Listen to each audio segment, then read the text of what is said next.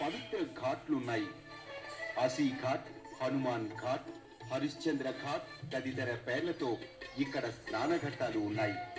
వాటిలో ఒక్కో ఘాట్కు ఒక్కో చరిత్ర ఉంటుంది. సదా విముక్తి సాధకం, సదా విముక్తి సాధకం. వాటిలో 6 ఘాట్లను మాత్రం భక్తులు అత్యంత విశిష్టమైనవిగా భావిస్తారు.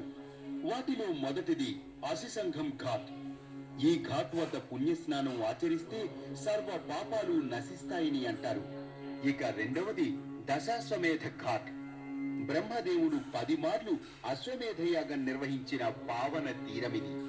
భక్తులు అధికంగా ఇక్కడే పుణ్యస్నానాలు ఆచరిస్తూ ఉంటారు.